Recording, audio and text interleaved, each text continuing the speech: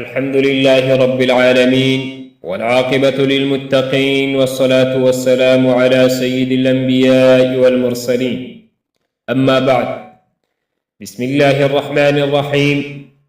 عن عمر بن الخطاب رضي الله تعالى عنه قال: سيدنا عمر بن الخطاب رضي الله عنه څخه روایت دی، قال هغه فرمای: بينما نحن عند رسول الله صلى الله عليه وسلم ذات يوم،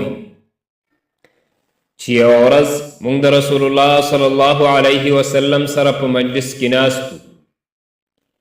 اطلع علينا رجل شدید بیاض الثياب، چې په دغه وخت کې یو سړی راغی چې تکې سپینې جامې وي، شدید سواد الشعر او تک تور ویښته و، لا یرا علیه اثر السفر او د سفر نښې پرې نه وې، ولا يعرفه منا احد او په موږ کې هیڅ چا دا نه پېژنده. حتی جلس الى النبي صلی الله علیه وسلم، د راتلو سره د نبي علیه الصلاة والسلام سره کېناسته. فاسند ركبتيه الى ركبتيه، خپل زنګنونه د نبی علیه الصلاة والسلام د زنګنونو سره ولګول، یعنی د نبی علیه الصلاة والسلام سره جوخ کېناسته. ووضع کفیه علی فخذیه، او خپل لاسونه یې په خپلو ورنونو کېښودل. وقال، او ویلې: یا محمد، اے محمد صلی الله علیه وسلم، اخبرنی عن الاسلام، ماتا د اسلام په باره کې ښودنه وکړه. فقال رسول الله صلی الله علیه وآله وسلم، نو رسول الله صلی الله علیه وسلم وفرمایل: الاسلام ان تشهد ان لا اله الا الله، اسلام دا دی چې ته ګواهي ورکړې چې د الله تعالی نه بغیر څوک د عبادت حقدار نشته، وان محمد رسول الله، او دا گواهی ورکړي چې محمد صلی الله علیه وسلم د الله رسول دی. وتقیم الصلاة، او د مونځ پابندي کوي. وتؤتي الزکاة، او زکات ورکوي. وتصوم رمضان، او د رمضان د میاشتې روژې نیسي.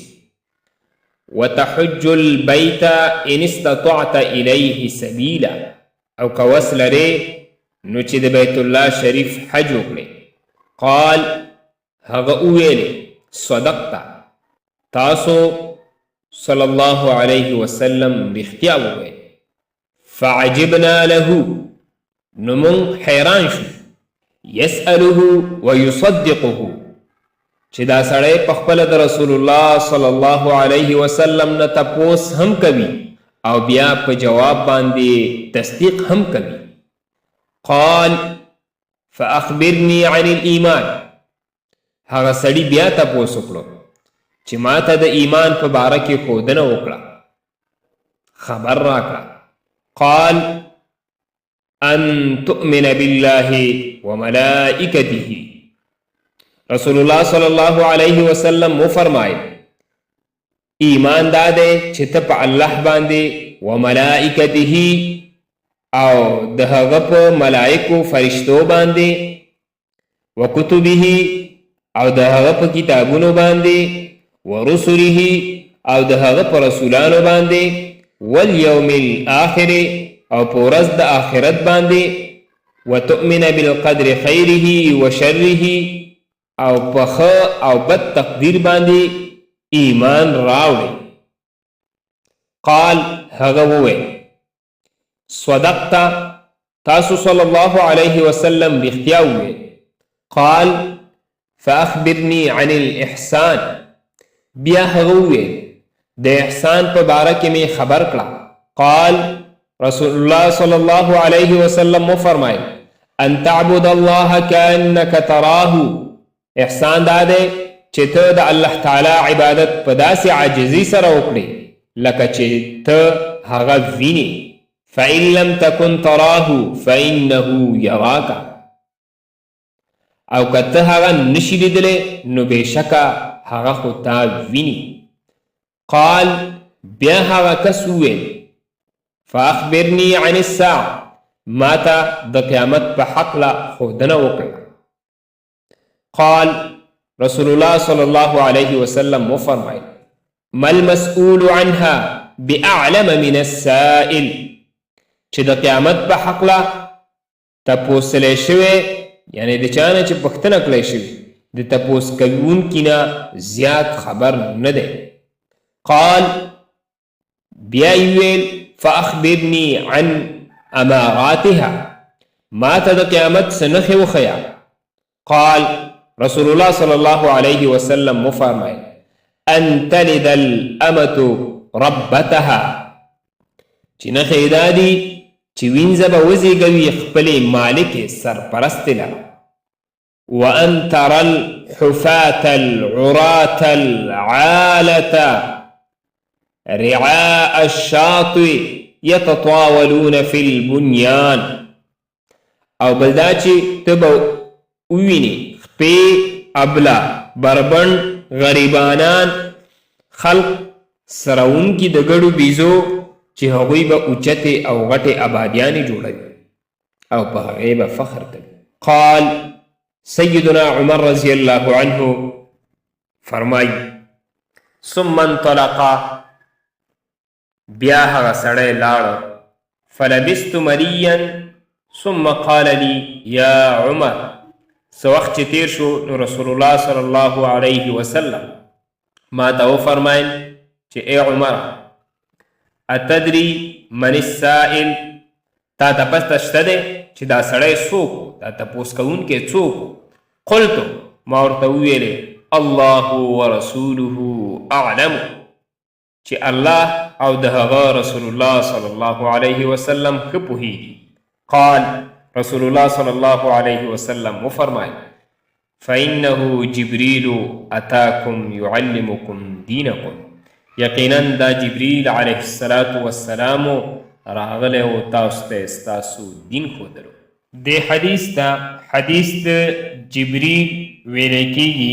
دارنګې علماء کرام دې ته ام السنه هم وایي.